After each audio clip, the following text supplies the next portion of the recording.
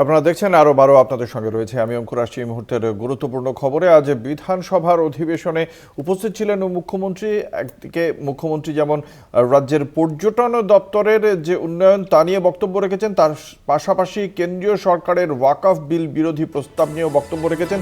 বিশদে জানবো মুখ্যমন্ত্রীর বক্তব্য সম্পর্কে। আমাদের সঙ্গে রয়েছেন আমাদের বিশেষ প্রতিনিধি দেবজ্যোতি ঘোষ। দেবজ্যোতি, আজ ঠিক কি বিষয়ে বক্তব্য রাখলেন মুখ্যমন্ত্রী মমতা বন্দ্যোপাধ্যায়? দেখো, মুখ্যমন্ত্রী মমতা বন্দ্যোপাধ্যায় অঙ্কুর দুটো বিষয়ের উপর মূলত তিনি আলোকপাত করেছেন। একদিক থেকে যেমন ওয়াকফ বিল নিয়ে তৃণমূল কংগ্রেসের যে রাজনৈতিক অবস্থান রয়েছে এবং সরকারের যে অবস্থান রয়েছে সে কথাও যেমন তিনি প্রকাশ করেছেন, তেমনি কিন্তু মমতা বন্দ্যোপাধ্যায় বাংলাদেশের যে পরিস্থিতি রয়েছে এবং অনুপ্রবেশের যে সমস্যা রয়েছে তা নিয়েও কিন্তু তিনি বলেছেন লোকসভার অধিবেশন চলছে, অবিলম্বে বিদেশমন্ত্রী এবং প্রধানমন্ত্রী বিষয়টির উপর আলোকপাত করুন এবং যে পরিস্থিতি তৈরি হচ্ছে, যেভাবে বিভিন্ন ধর্মের উপর আক্রমণ হচ্ছে, অবিলম্বে বাংলাদেশ সরকারের সঙ্গে কথা বলা উচিত এবং সেই দিক থেকে যেহেতু লোকসভার অধিবেশন চলছে সেই অধিবেশনেই সরকারের কি অবস্থান সে অবস্থান স্পষ্ট করা উচিত। এছাড়া অত্যন্ত গুরুত্বপূর্ণ তিনি যেটা বলেছেন যে ওয়াকফ বিলকে কেন নিয়ে আসা হয়েছে, তার মধ্যে যে রাজনীতি রয়েছে তাও কিন্তু পরিষ্কার এবং ধর্মীয় মানুষদের যে সম্পত্তি রয়েছে সেই সম্পত্তিকে দখল করার উদ্দেশ্যে এই যে বিলটিকে নতুন করে আবার নিয়ে আসা হয়েছে তা নিয়েও আজকে মুখ্যমন্ত্রী প্রশ্ন তুলেছেন। প্রথম থেকে শেষ পর্যন্ত তিনি আরো বেশ কয়েকটি বিষয়ে আলোকপাত করেছেন। রাজ্য সরকারের পক্ষ থেকে কি কি উন্নয়ন করা হয়েছে সেগুলো যেমন তিনি বলেছেন, তেমনি কিন্তু ওয়াকফের মতো গুরুত্বপূর্ণ বিষয়, অত্যন্ত বর্তমান পরিস্থিতিতে রাজনৈতিকভাবে চর্চিত বিষয়, তা নিয়েও আলোকপাত করেছেন এবং বাংলাদেশের পরিস্থিতি নিয়ে যথেষ্ট তাৎপর্যপূর্ণ বেশ কিছু মন্তব্য আজকে মুখ্যমন্ত্রী করেছেন এবং অবিলম্বে কেন্দ্রীয় সরকারের পদক্ষেপ করা উচিত এবং যেভাবে সংখ্যালঘুদের উপর আক্রমণ হচ্ছে, এবং তিনি বলেছেন সমস্ত ধর্মেরই বেঁচে থাকার অধিকার আছে, সমস্ত ধর্মের মানুষকে গুরুত্ব দিতে হবে, সেখানে সংখ্যালঘুদেরও যেমন গুরুত্ব দিতে হবে, সংখ্যাগরিষ্ঠদেরও গুরুত্ব দিতে হবে। অবিলম্বে কেন্দ্রীয় সরকারের পক্ষ থেকে পদক্ষেপ করা উচিত বলে আজকে মুখ্যমন্ত্রী বিধানসভায় বক্তব্য রেখেছেন। ধন্যবাদ। আমাদের সঙ্গে ছিলেন আমাদের বিশেষ প্রতিনিধি দেবজ্যোতি ঘোষ।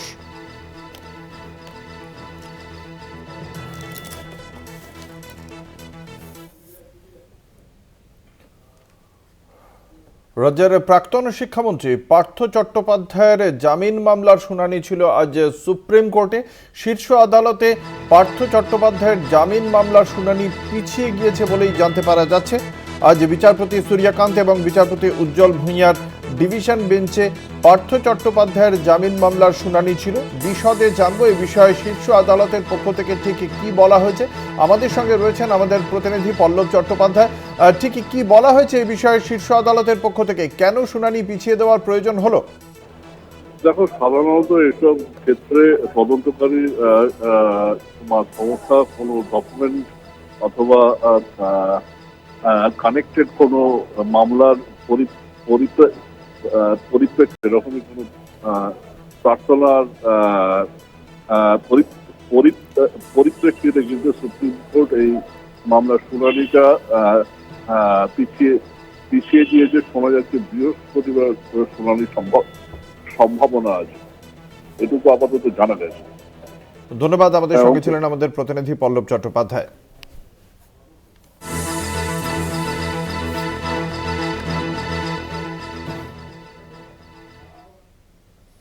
আজ পুলিশি নিরাপত্তায় পঞ্চায়েত সমিতিতে যাবেন আরাবুল ইসলাম। কোর্টের নির্দেশে পুলিশ পাহারায় সপ্তাহে 2 দিন ভাঙড় 2 নম্বর বিডিও অফিসে থাকবেন তিনি, এমনটাই জানতে পারা যাচ্ছে। এর আগে আরাবুল ইসলামকে গ্রেপ্তার করা হয়েছিল এবং সেই গ্রেপ্তারির পর অবশেষে তিনি ভাঙড়ের বিজয়গঞ্জ বাজারের সেইখানে তিনি যাচ্ছেন। 5 মাস জেলবন্দি ছিলেন আরাবুল ইসলাম।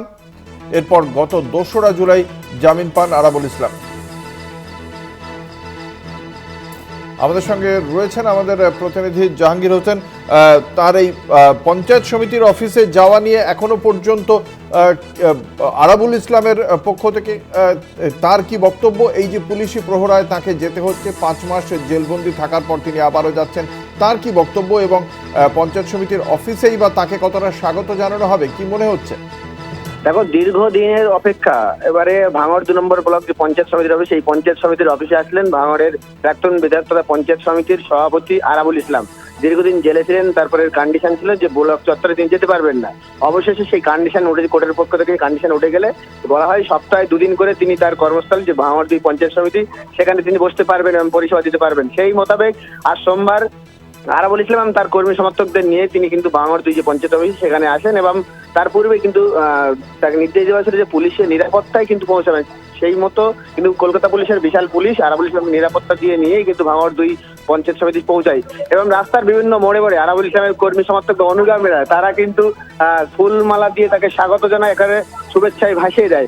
তবে যে সমস্যা যেটা হচ্ছে যে আরাবুল ইসলাম বিগত দিনে যে ভাঙড় 2 পঞ্চায়েত সমিতির অফিসের যে ঘরটা ছিল সেই ঘরটাতে কিন্তু বসতেন এবং সেই ঘরটা দীর্ঘদিন আরাবুল ইসলাম না থাকার জন্য কিন্তু বনভূমির কর্মদক্ষ খয়রুল ইসলাম অর্থাৎ শওকত মোল্লার অনুগামী খয়রুল ইসলাম সেই ঘরটাই বর্তমানে তখন বসে আছে এবং আরাবুল ইসলামের যে তার দাবি যে তিনি পঞ্চায়েত সমিতির সভাপতি, সেই অনুযায়ী কিন্তু তার ঘর সেই ঘরেই বসবেন এবং সেই দাবিতেই কিন্তু ভাঙড় ব্লকের যে বিডিও সাহেব আছেন, বিডিও এর কি বলছেন তার প্রেক্ষিতে খায়রুল ইসলামের কি বক্তব্য?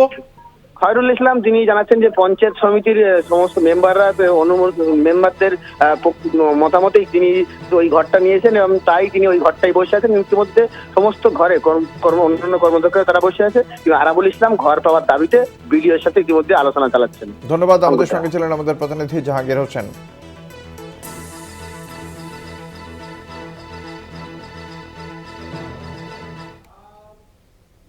নদিয়ার কৃষ্ণনগরে শতাধিক অন্যান্য রাজনৈতিক দলের কর্মীর তৃণমূল কংগ্রেসে যোগদান। কথা বলবো, আমাদের সঙ্গে রয়েছেন আমাদের প্রতিনিধি রূপম রায়।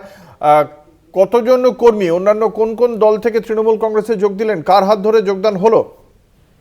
দেখো অঙ্কুরদা, এটা কৃষ্ণনগরে এবং কৃষ্ণনগর 1 নম্বর ব্লকে যে দক্ষিণ ব্লক রয়েছে সেখানে তৃণমূলে যোগদান করেছে সিপিএম, কংগ্রেস এবং বিজেপির শতাধিক কর্মী সমর্থক এবং এই যোগদান পর্ব কিন্তু হয়েছিল রাজ্যের যে মন্ত্রী উজ্জ্বল বিশ্বাস, সেই উজ্জ্বল বিশ্বাসের হাত ধরে শতাধিক কর্মী সমর্থক তারা তৃণমূলে যোগদান করে এবং সব থেকে বড় কথা এই যোগদানের পর তারা জানিয়েছে তৃণমূলের যে উন্নয়ন এবং তৃণমূল যেভাবে কাজ করছে তার জন্য সাধারণ মানুষের পাশে থাকার জন্য যারা অন্যান্য দল ছেড়ে তৃণমূলে যোগদান করেছে।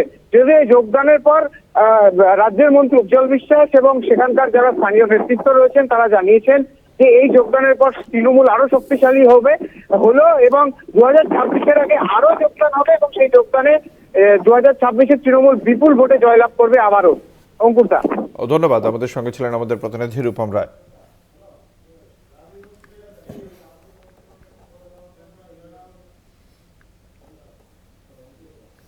ফের বিস্ফোরক লাভলি মৈত্র আরজিকর প্রসঙ্গ নিয়ে বিতর্কিত মন্তব্য করেছেন তিনি। ঠিক কি বলেছেন আমরা শোনাবো।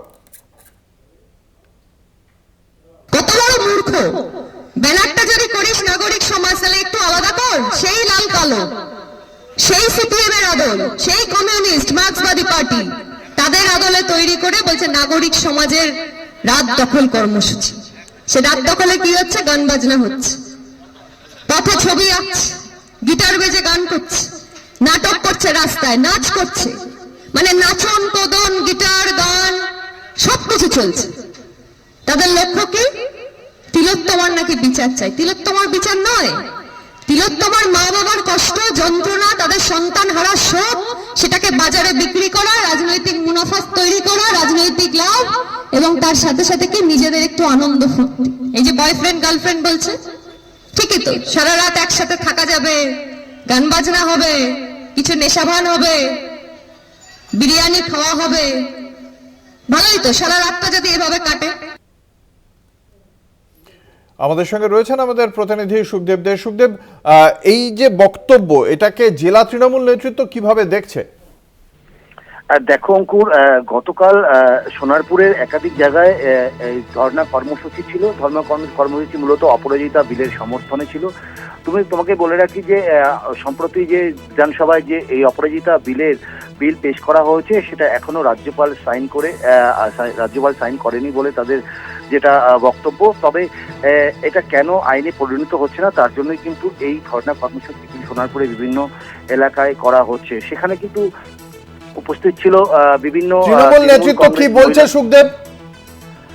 দেখো, তৃণমূল নেতৃত্বরা যেটা বলছেন, যে উচ্চতর নেতৃত্বের সাথে আমরা যখন কথা বলেছিলাম, তারা বলছেন যে এই যে সিপিএম এবং বিজেপি যে এই আরজিকরের ঘটনা নিয়ে যেভাবে রাস্তায় নেমেছে, তারা কিন্তু কোনো মতেই বিচার চায় না। তারাও কিন্তু একমত। লাভলি মৈত্রের বক্তব্যকে কি সমর্থন জানানো হয়েছে?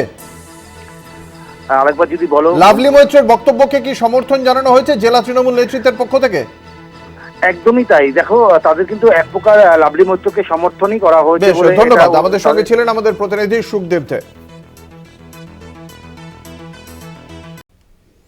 রাজ্যের 6 যে বিধায়ক, সেই 6 বিধায়কের আজকে শপথ গ্রহণ বিধানসভায়, এবং বিধানসভায় সেই শপথ গ্রহণ অনুষ্ঠানে উপস্থিত থাকবেন রাজ্যপাল সিভি আনন্দ বোস। আপনারা দেখতে পাচ্ছেন সেই অনুষ্ঠানে ইতিমধ্যেই পৌঁছে গিয়েছেন। আজ বিধানসভায় মন্ত্রগুপ্তের শপথ বাক্য পাঠ করাবেন রাজ্যপাল সিভি আনন্দ বোস। সাম্প্রতিক অতীতে রাজ্য রাজভবন চাপানোতরের প্রেক্ষিতেও যথেষ্ট তাৎপর্যপূর্ণ। গত 23শে নভেম্বর উপনির্বাচনের ফলাফল ঘোষণা করা হয়েছিল, এবং সেই উপনির্বাচনের ফলাফলের পর আজকে শপথ গ্রহণ।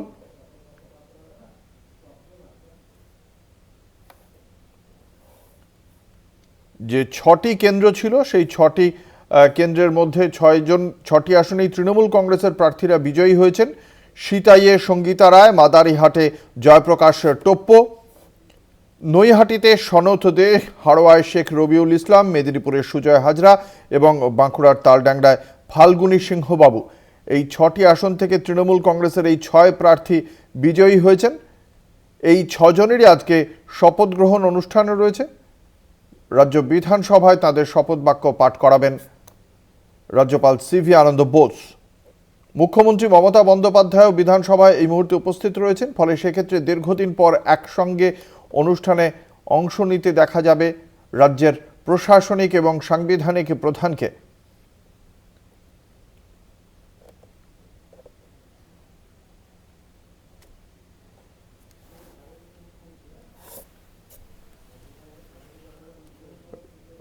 রাজ্যপালকে স্বাগত জানিয়েছেন রাজ্য বিধানসভার অধ্যক্ষ বিমান বন্দ্যোপাধ্যায় এবং রাজ্যের মুখ্যমন্ত্রী মমতা বন্দ্যোপাধ্যায়। আপনারা দেখতে পাচ্ছেন সেই ছবি।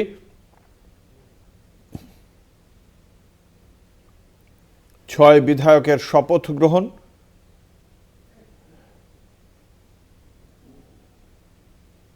রাজ্যপাল সিভি আনন্দ বোস এবং মুখ্যমন্ত্রী মমতা বন্দ্যোপাধ্যায় এই মুহূর্তে তারা একসঙ্গেই বিধানসভায় রয়েছেন। দীর্ঘদিন পরে একসঙ্গে বিধানসভার অধিবেশনে দেখতে পাওয়া যাচ্ছে রাজ্যের সাংবিধানিক এবং প্রশাসনিক প্রধানকে। রাজ্য রাজনীতিতে রাজ্যপালের সঙ্গে রাজ্যের প্রশাসনের এর আগে সাম্প্রতিক অতীতে বারংবার বিরোধের আবহ আমরা দেখেছিলাম।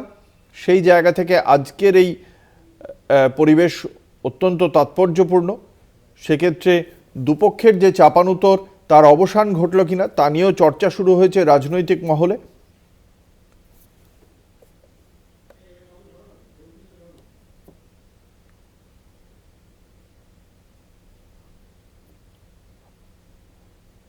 রাজ্যপালের বিধানসভায় আসা সেই কারণেই অন্য বার্তা বহন করছে রাজনৈতিক মহলের কাছে।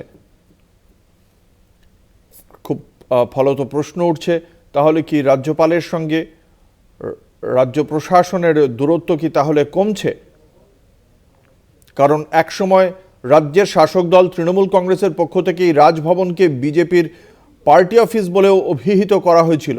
সেখানে সেই রাজভবনের প্রধান, রাজ্যের সাংবিধানিক প্রধান রাজ্যপাল আজ বিধানসভায় মুখ্যমন্ত্রীর সঙ্গে একসঙ্গে, সেই বিষয়টিকেও অত্যন্ত তাৎপর্যপূর্ণ বলেই মনে করা হচ্ছে। আমাদের সঙ্গে রয়েছেন আমাদের প্রতিনিধি দেবাশিস সেনগুপ্ত। সাম্প্রতিক অতীতে রাজ্যের প্রশাসনের সঙ্গে রাজ্যপালের বিভিন্ন ইস্যুতে বিতর্কের আবহ, বিরোধের আবহ রচনা হয়েছিল। এর আগেও যখন সায়ন্তিকা বন্দ্যোপাধ্যায়রা নির্বাচনের পর জেতার পর তারা যখন শপথ গ্রহণ করতে যান, সেই সময় রাজ্যপাল শপথ গ্রহণে থাকতে চাননি, তিনি ডেপুটি স্পিকারকে দায়িত্ব দিয়েছিলেন। তারপরে এবার এই 6 উপনির্বাচনে জেতা প্রার্থীর শপথ গ্রহণ অনুষ্ঠানে মুখ্যমন্ত্রী এবং রাজ্যপালের উপস্থিতি কতটা তাৎপর্যপূর্ণ রাজনৈতিকভাবে?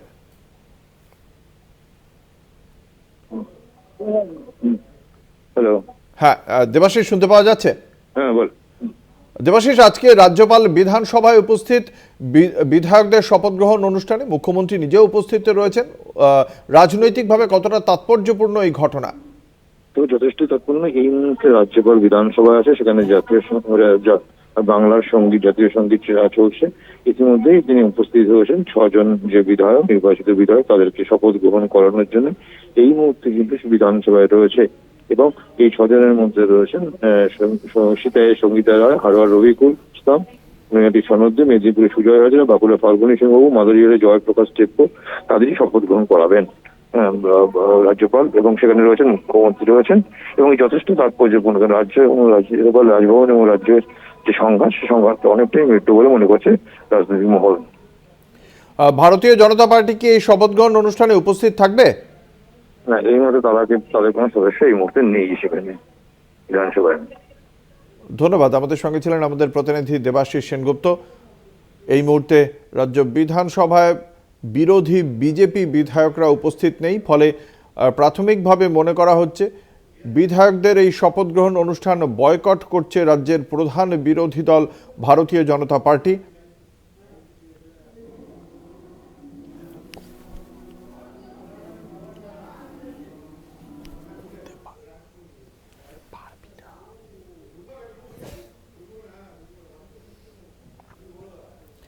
আপনারা দেখতে পাচ্ছেন এই মুহূর্তে রাজ্যের সঙ্গীত হচ্ছে এবং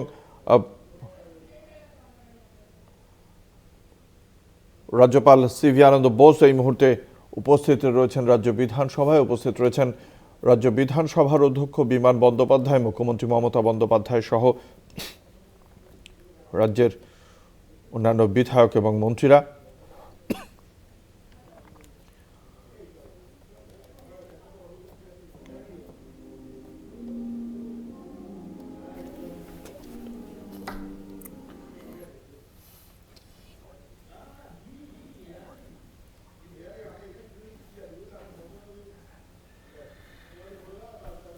ছয় বিধায়ক কোচবিহারের সিতাই কেন্দ্রে তৃণমূল কংগ্রেসের প্রার্থী সঙ্গীতা রায়, আলিপুরদুয়ারের মাদারিহাটের তৃণমূল প্রার্থী জয়প্রকাশ টোপ্পো, উত্তর 24 পরগনার নৈহাটির তৃণমূল প্রার্থী সনদ দে, হাড়োয়ার শেখ রবিউল ইসলাম, মেদিনীপুরের তৃণমূল প্রার্থী সুজয় হাজরা, তালডাংরার তৃণমূল প্রার্থী Falguni সিংহবাবু।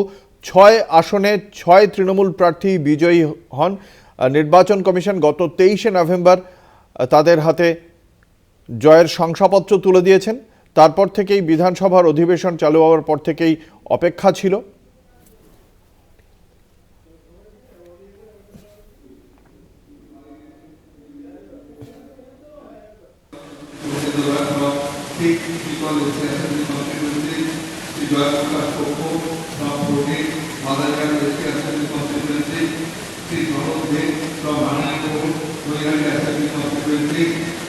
Sheikh Rojul Islam from 121 Bawala, Harawa Assembly Constituency, Sri Sujoy Hajra from 236 Medinipur Assembly Constituency, and Sri Falguni Singh Babu from 251 Palgana Assembly Constituency. Honorable Governor of the Administration of the Permission to the Article 188 of the Constitution of India. Now the Principal Secretary to initiate the question. With the kind permission of the Governor, I request Srimati Sangita Roy to come to the palace and make and subscribe oath for affirmation before the Honorable Governor.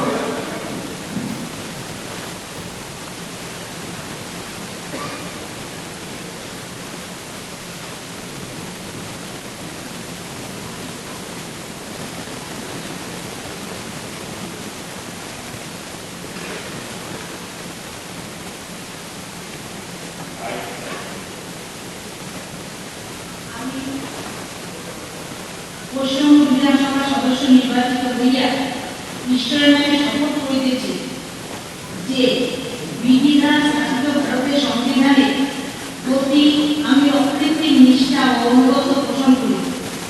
আমি ভারতের সার্বভৌমত্ব অখণ্ডতা রক্ষা করি এবং যে কর্তব্যভার আমি গ্রহণ করিতে উদ্যত হইয়াছি তাহা নিষ্ঠাপূর্বক নির্বাহ করিব। নমস্কার।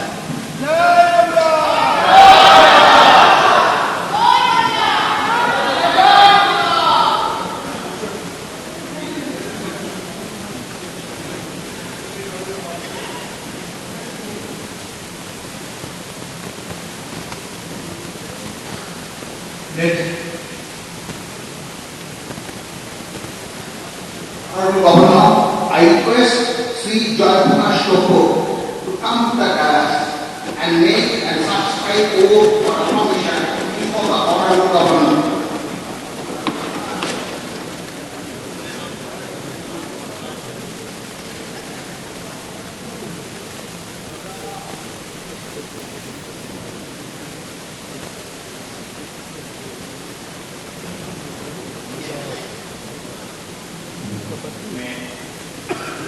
मैं जय प्रकाश लोको पश्चिम बंगाल विधानसभा का सदस्य निर्वाचित हुआ हूँ। मैं ईश्वर की शपथ लेता हूँ कि मैं विधि द्वारा स्थापित भारत के संविधान के प्रति सच्ची श्रद्धा और निष्ठा रखूंगा। मैं भारत की प्रभुत्वता और अखंडता अक्षुण्ण रखूंगा तथा जिस पद को मैं ग्रहण करने वाला हूँ उसके कर्तव्यों का श्रद्धापूर्वक निर्वहन करूंगा। जय बांग्ला, जय बांग्ला।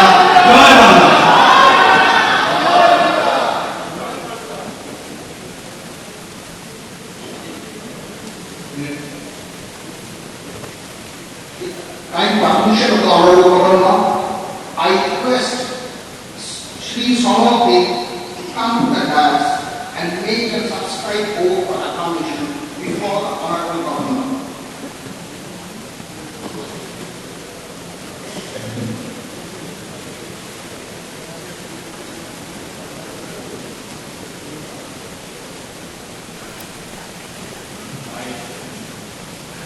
আমি শ্রী সনদে পশ্চিমবঙ্গ বিধানসভার সদস্য নির্বাচিত হইয়া ঈশ্বরের নামে শপথ করিতেছি যে বিধি ধারায় স্থাপিত ভারতের সংবিধানের প্রতি আমি অকৃত্রিম নিষ্ঠা ও আনুগত্য পোষণ করিব। আমি ভারতের সার্বভৌমত্ব ও অখণ্ডতা রক্ষা করিব এবং যে কর্তব্যভার আমি গ্রহণ করে উদ্যত হইয়াছি তাহা নিষ্ঠাপূর্বক নির্বাহ করিব। জয় বাংলা।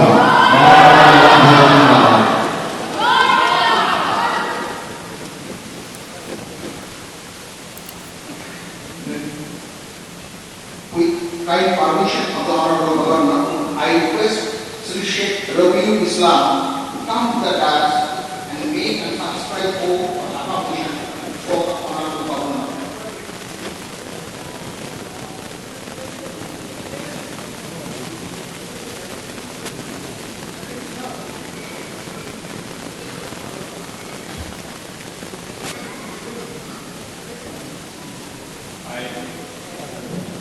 আমি শেখ রবিউল ইসলাম পশ্চিমবঙ্গ বিধানসভা সদস্য নির্বাচিত হইয়া আল্লাহ নামে শপথ করিতেছি যে বিধি দ্বারা স্থাপিত ভারতের সংবিধানের প্রতি আমি অকৃত্রিম নিষ্ঠা ও আনুগত্য পোষণ করিব। আমি ভারতের সার্বভৌমত্ব ও অখণ্ডতা রক্ষা করিব এবং যে কর্তব্যভার আমি গ্রহণ করিতে উদ্যত হইয়াছি তা নিষ্ঠাপূর্বক নির্বাহ করিব। জয় বাংলা।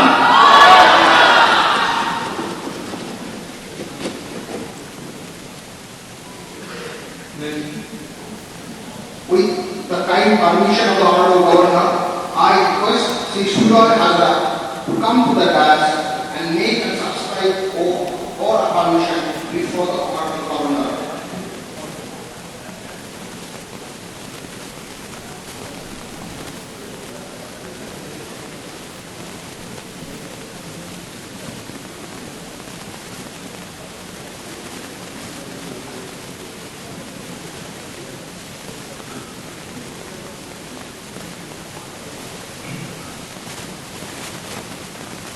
আমি কতদিন আগে দুই মায়ের একটু কথা বলতে আমি সাহেব অনুমতি দিলাম।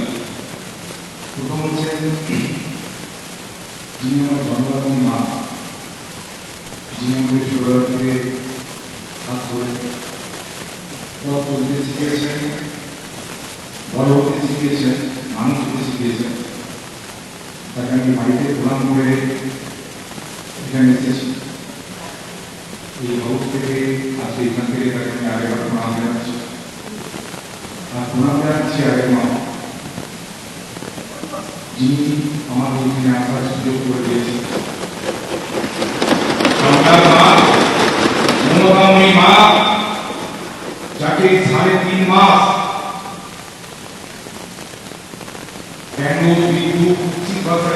করা হয়েছে তার বদলা বাংলার মানুষ, মেদিনীপুরের মানুষ আমাকে নির্বাচিত করে প্রমাণ করে দিয়েছেন যে মায়ের বদলা কিভাবে নিতে হয়। তাকে আমি শতকোটি প্রণাম। তিনি মমতাময়ী মা, বাংলার মা, পশ্চিম বাংলার সর্বকালের শ্রেষ্ঠ মুখ্যমন্ত্রী মাননীয়া দিদি মমতা বন্দ্যোপাধ্যায়।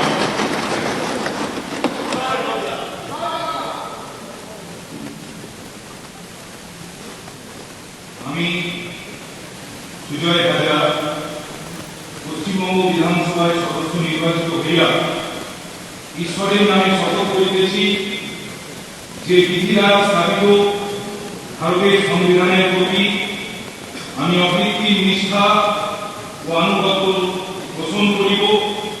আমি ভারতের সার্বভৌমত্ব ও অখণ্ডতা রক্ষা করিব এবং যে কর্তব্যভার আমি গ্রহণ করিতে উদ্যত হইয়াছি তাহা নিষ্ঠাপূর্বক নির্বাহ করিব। জয় বাংলা! জয় Bangla! With the kind permission of the Honorable Governor, I request Sri Malpuri Singh Babu to come to the dais and make and subscribe oath or affirmation before the Honorable Governor.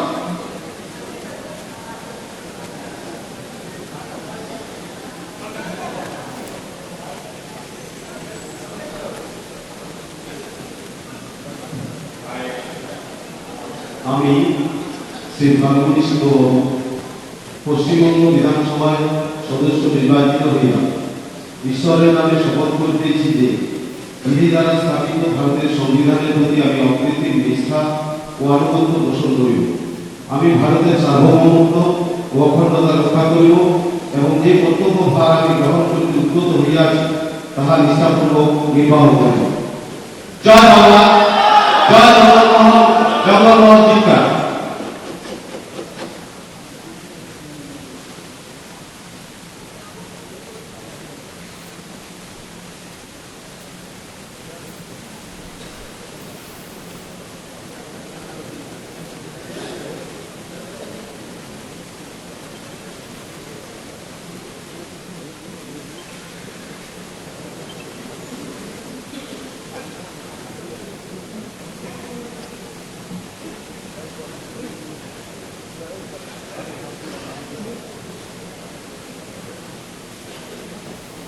Permission to Honorable Governor, I declare the oath taking ceremony concludes here.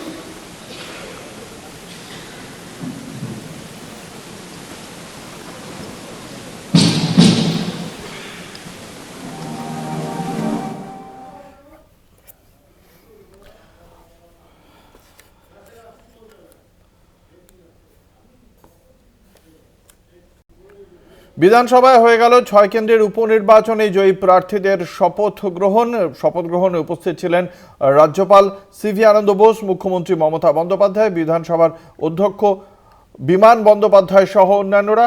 এবং এই ৬টি কেন্দ্র সিতাই, মাদারিহাট, নৈহাটি, হাড়োয়া, মেদিনীপুর এবং তালডাংরার যে উপনির্বাচন হয়েছিল সেই গত ১৩ই November সেই উপনির্বাচন হয়, যে উপনির্বাচনে জয়ীদের শংসাপত্র হাতে তুলে দেয় নির্বাচন কমিশন গত ২৩শে নভেম্বর।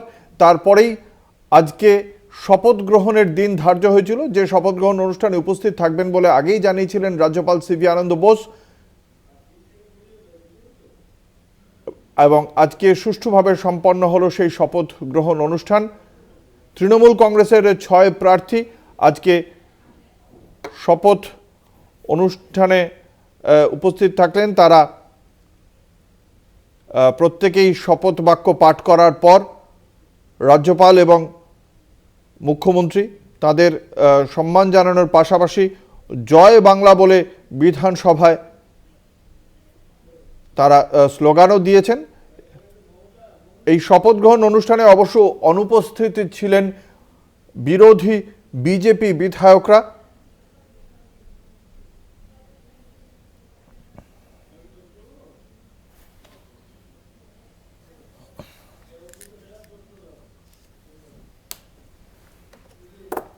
এখন এ পর্যন্তই। দেখতে থাকুন কলকাতা টিভি রাত দিন ৭ দিন।